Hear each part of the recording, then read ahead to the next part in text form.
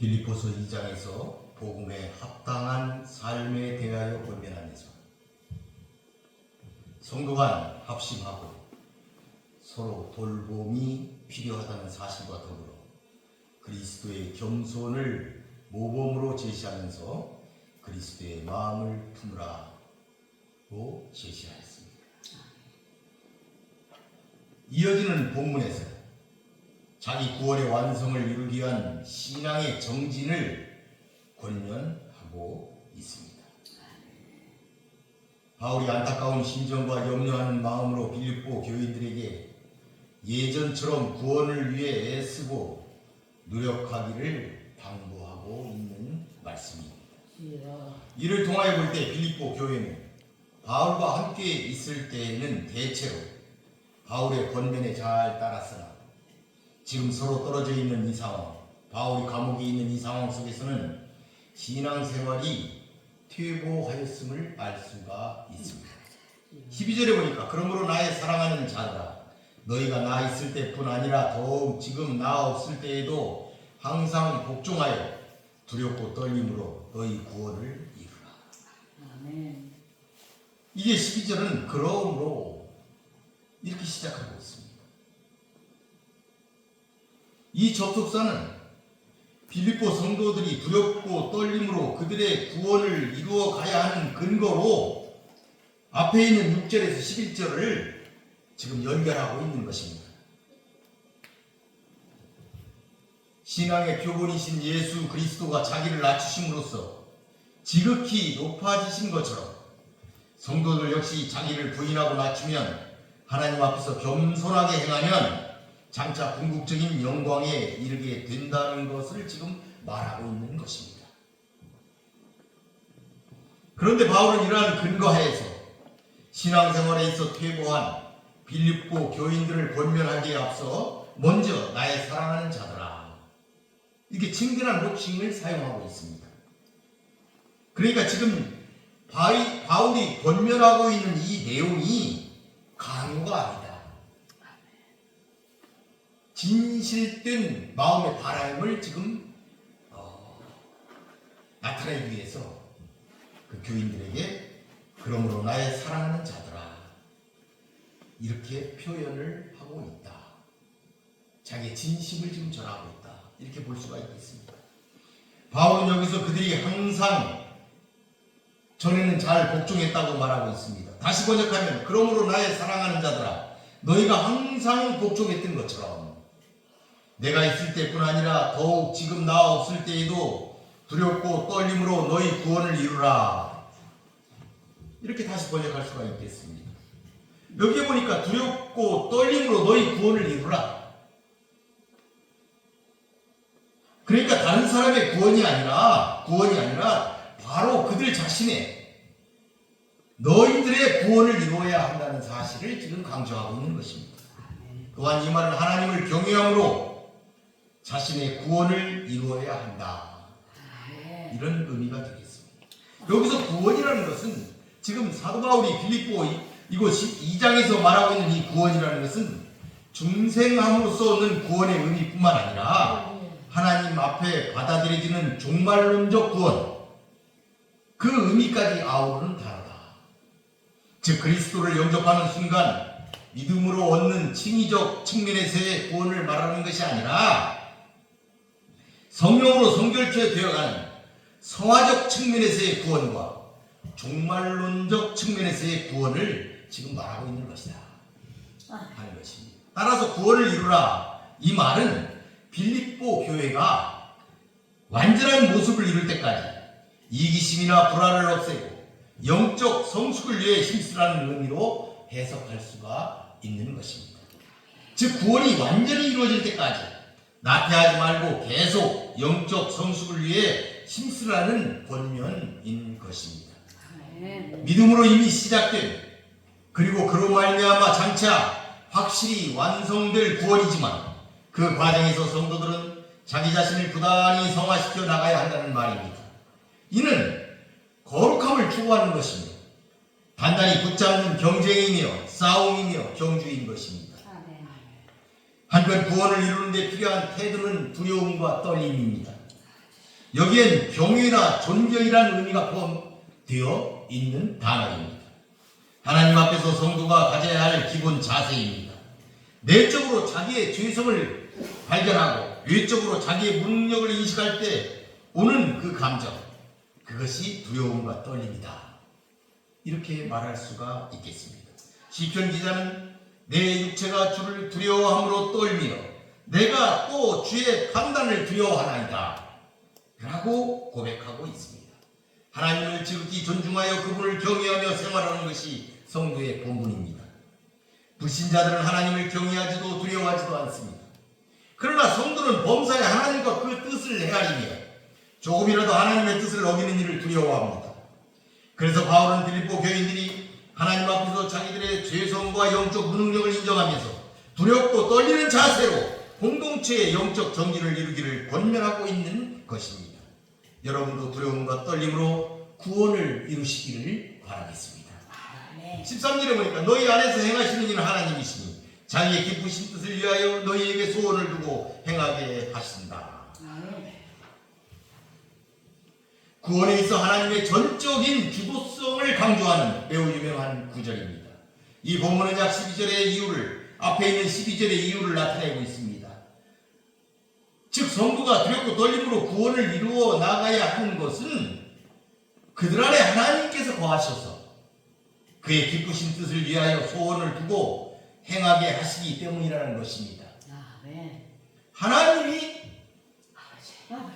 그 안에서 행하신다 하는 것이죠. 이렇게 성도들 안에서 하나님은 효과적으로 능력 있게 일하시는 분이십니다. 하나님은 신자들에게 구원의 능력을 강력하고 효과적으로 제공하시며 또한 갈망하는 마음을 주셔서 일을 추진시키십니다. 앞에서 구원을 이루라 이런 명령형 문장을 사용하여 인간 편의 노력을 강조한 바울은 이제 본절을 통해 그렇게 할 수 있는 모든 근거가 바로 하나님의 역사에 있다는 사실을 말하고 있는 것입니다. 즉 바울은 하나님이 성도 안에서 일하시기 때문에 성도가 능히 자신의 구원을 이룰 수 있는 것임을 지금 강조하고 있는 것입니다. 여기에서 혹자는 만일 하나님이 성도 안에서 행하신다면 왜 우리가 구원을 위해 우리 스스로 힘써 노력해야 하는가? 라는 의문을 품을 수도 있겠지만은 또 어떤 사람들은 구원은 인간의 노력으로 진행하고 하나님의 행위로 보완되는 것이 아닌가? 이렇게 질문할 수 있을 수도 있습니다. 그러나 분명한 사실은 바울은 지금 구원받아 천국 가는 것을 인간의 노력과 의지로 되는 것으로 말하고 있지 않다는 점입니다. 또한 인간이 두 손 놓고 무책임하게 있어도 모든 것을 다 하나님이 책임져 주시는 것으로 말하고 있지도 않다는 점입니다.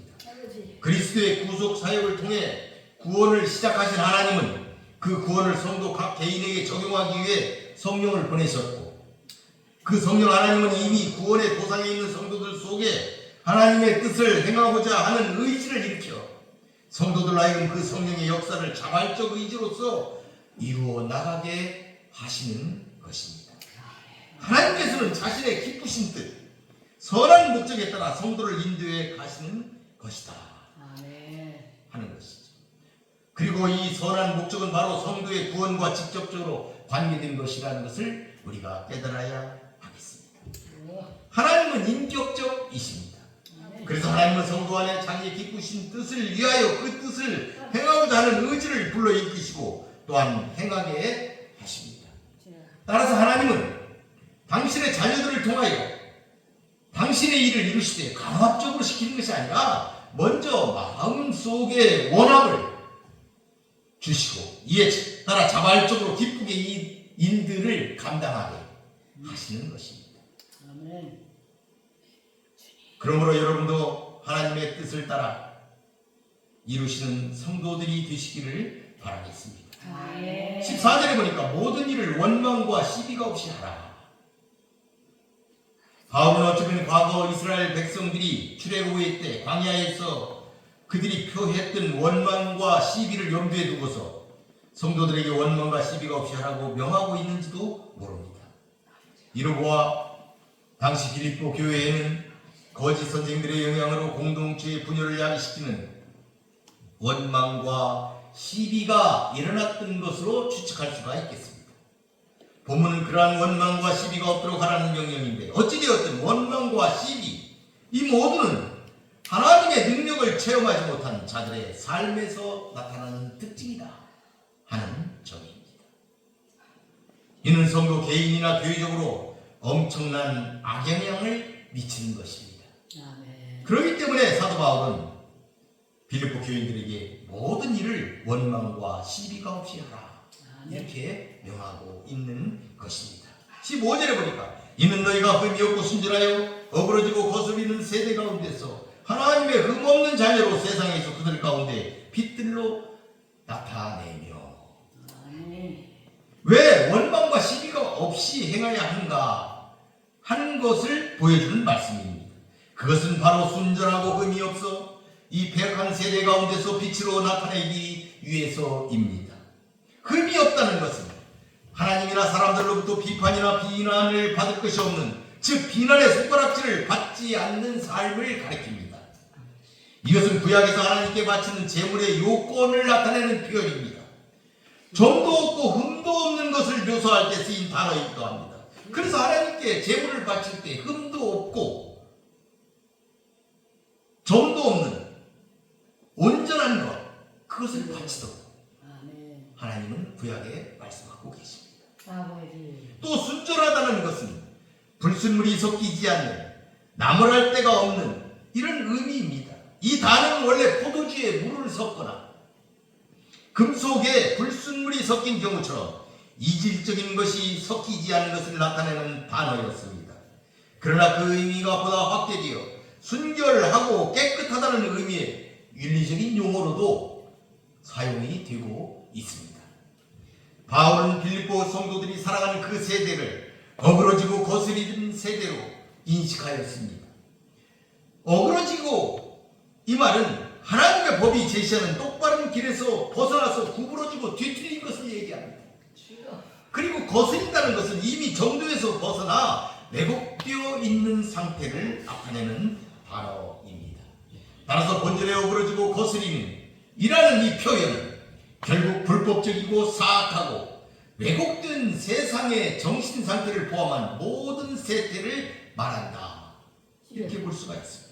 이 어그러지고 거스리는 세대라는 표현은 하나님의 말씀을 거스려 행하는 이스라엘 백성에게 모세가 사용하였던 표현입니다. 신명기 32장 5절에서 모세는 불순종하는 이스라엘 백성을 흠이 있고 삐뚤어진 세대 이렇게 표현하였는데 바울은 당시의 상황을 과거 이스라엘이 하나님의 뜻을 거스려 패역하게 행하던 모습과 동일시하고 있음을 우리가 볼 수가 있습니다. 예수님께서도 하나님의 뜻을 저버리는 당시 세대를 악하고 음란한 세대, 믿음이 없고 패역한 세대 이렇게 표현한 바 있습니다. 바울이 이렇게 구약을 인용하면서 빌립보 교인들에게 전하는 것은 과거 이스라엘은 어그러지고 거스리는 자들로서 하나님의 자녀가 아닌 모습으로 즉 흠이 있는 모습으로 살았다고 하지만 너희들은 그러한 세대 속에서 흠없는 하나님의 자녀로 살아야 한다 하는 말씀입니다. 흠이 없는 삶은 바울이 강조하듯이 오직 하나님의 은혜로 가능하며 믿음으로 말미암아 그리스도 안에서 가능한 삶입니다. 바울은 빌립보 교인들이 바로 이런 하나님의 은혜 안에서 믿음을 통하여 흠없는 하나님의 자녀가 되기를 권면하고 있는 것입니다. 그래서 바울은 세상에서 그들 가운데 빛들로 나타나라 이렇게 권면하고 있습니다. 이것은 하나님의 자녀와 세상이 갖는 관계를 말하는데 하나님의 자녀들은 이 어두운 세상 가운데서 빛의 역할을 해야 한다 이 말입니다. 빌립보 교인들도 그들의 선한 행위를 통해 세상에 빛을 비추라는 의미에서 이 말을 하고 있는 것입니다. 빛이라는 것은 존재하는 그 자체로 자연스럽게 세상의 어두움을 몰아내듯이 빛 대신 하나님의 자녀들 성도들 역시 존재하는 그 자체로 당연히 세상의 영적이며 도덕적인 어두움을 몰아낼 수 있어야 하는 것입니다. 여러분 모두도 세상의 빛을 비추는 등불이 되시기를 바라겠습니다.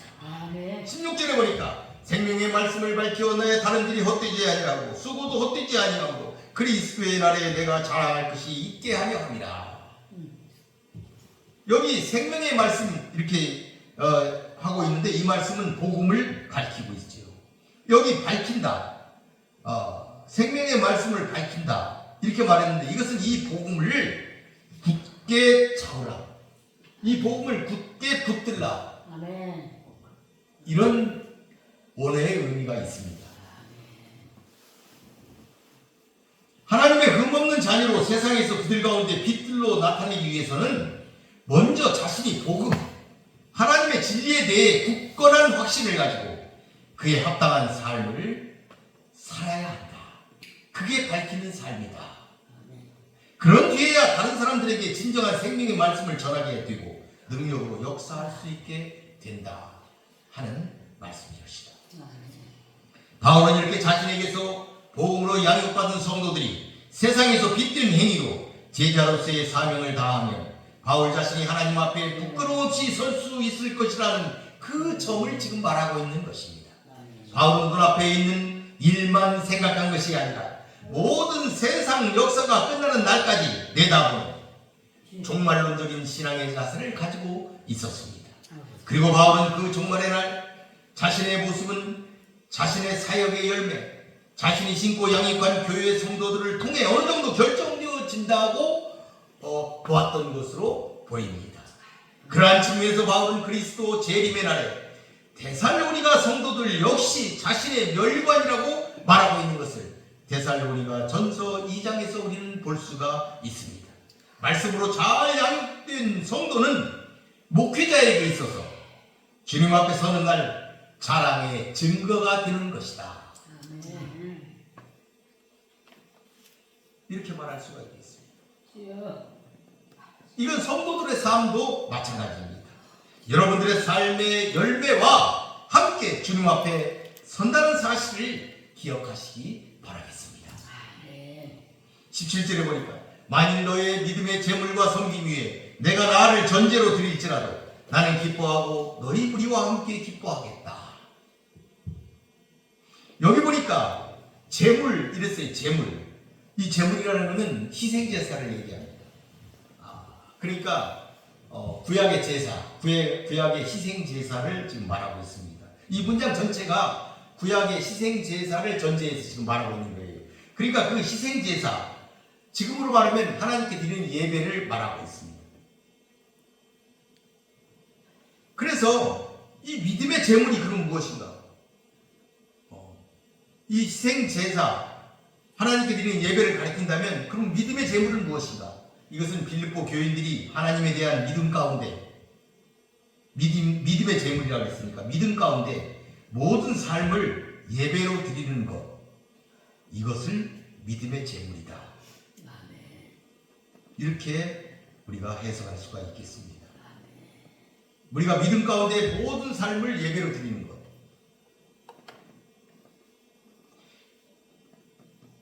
자신의 삶을 산 제물로 하나님께 드리는 그 행위,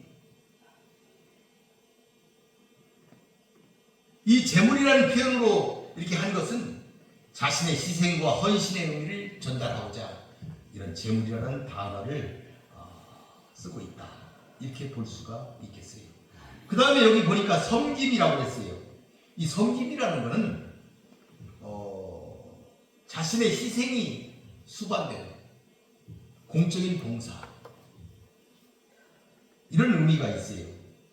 그러니까 1차적으로 이 섬김이라는 건 봉사를 말하고 있는데 이것을 하나님께 적용하게 되면 이 단어도 예배라는 의미로 사용되게 되어 있습니다. 그러니까 재물과 도움이었다.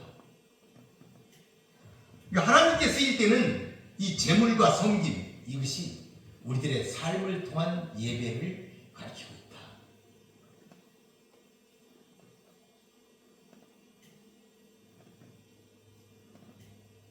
하나님에 대한 믿음에 기초한 헌신적인 행위와 삶이다. 이렇게 우리가 해석할 수가 있겠습니다. 사도 바울은 교인들의 그러한 믿음의 제물과 섬김 위에 자신을 전제로 드릴 수 있음을 지금 밝히고 있는 것입니다. 여기에서 언급되는 전제란 구약시대의 제사의 마지막 단계로 제물 위나 제단의 밑부분에 포도주를 부어드리는 제사의식을 말합니다. 고대 제사에서는 이방인들이나 유대인 모두 전제를 행하였습니다. 그것을 통해서 제사가 완전해진다. 이렇게 그들은 여겼습니다. 그러니까 히브리인들은 이 희생 제사를 드릴 때 마지막에 전제를 포도주를 부어 드리는 이 전제를 드릴 때 제사가 완전해진다. 완전한 제사를 지냈다. 이렇게 여겼다. 이 말씀이옵니다. 그런데 사도 바울이 자신을 전제로 드린다는 것은 그러면 무슨 의미로 했을까요?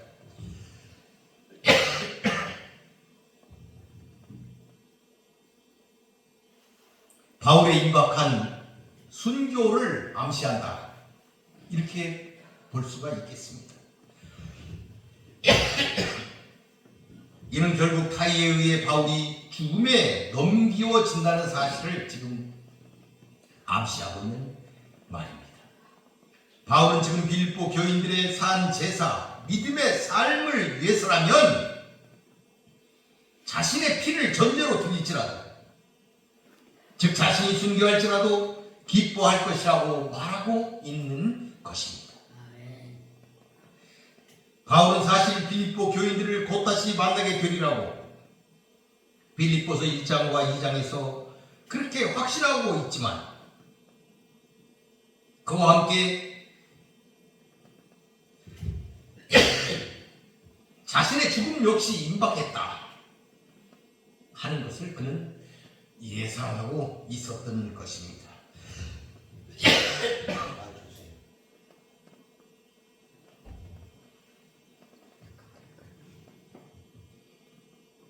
그러니까 바울은 빌립보 교인들의 이 산 제사, 그 믿음의 삶을 위해서 자기의 피를 전제로 바치는 것, 그걸 지금 말하고 있는 것이다 하는 것이옵니다.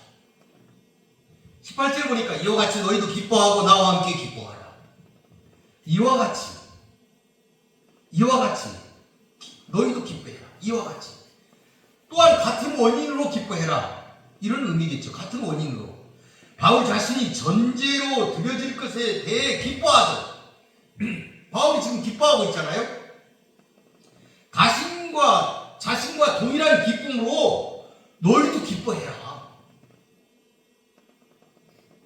그러니까 자신이 순교해서 자신의 피를 너희들의 삶의 예배에 전제로 부을지라도 나는 기뻐하는데 너희도 그걸 같이 기뻐해라.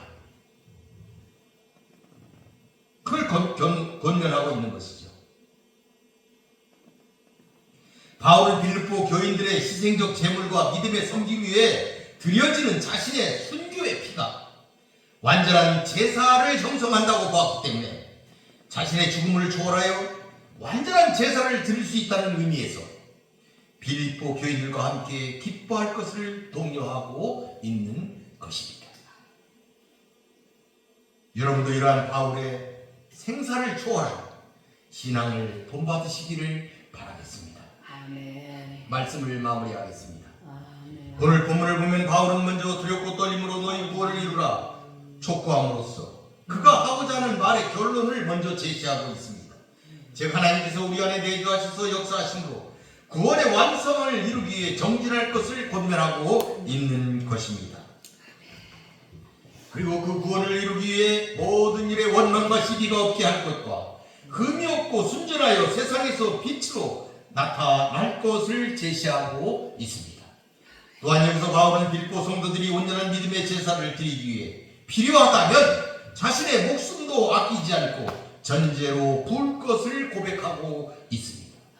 이는 빌립보 교인들의 신앙이 성숙하기를 바라는 바울의 심정을 잘 대변해주고 있다 볼 수 있습니다. 여기서 바울이 말한 너희 구원을 이루라, 이 말은 잘못 해석하면 행위 구원론을 말하는 것으로 볼 수 있지만 그것이 아니다 하는 것을 우리들이 깨달아야 하겠습니다. 이 말은 하나님께 순종함으로 인해 은혜로 받은 구원에 효력이 발생하게 하라는 의미입니다. 그리스도의 장성한 분량에 이르기까지 영적 성숙을 계속하라는 의미다 하는 것입니다. 아멘. 그러므로 매일매일 두렵고 떨림으로 하나님을 경외하며 하나님의 계획과 명령에 늘 순종하며 살아야 되겠습니다. 아멘. 그것이 믿음으로 말미암아 사는 것이고 우리의 남은 구원 곧 완전한 구원을 이루어가는 길이 될 것입니다. 아멘. 성도 여러분, 우리는 이미 구원받아 하나님의 백성이 된 사람들입니다. 그러나 우리는 아직 완전한 구원에 이르지는 못하였습니다. 그러므로 우리는 남은 구원을 이루어가야 합니다. 그래서 우리는 하나님을 경외하고 그 말씀을 순종하며 실천하여야 하겠습니다. 우리가 예수 그리스도의 십자가 구속 은혜를 믿음으로 의지할 때 완전한 구원을 이루어갈 수가 있습니다. 우리는 이 사실을 기억하고 행함으로 완전한 구원에 이르게 되는 것입니다. 아멘. 두렵고 떨림으로 구원을 이루시는 여러분이 되시기를 바라겠습니다. 아멘. 기도하겠습니다.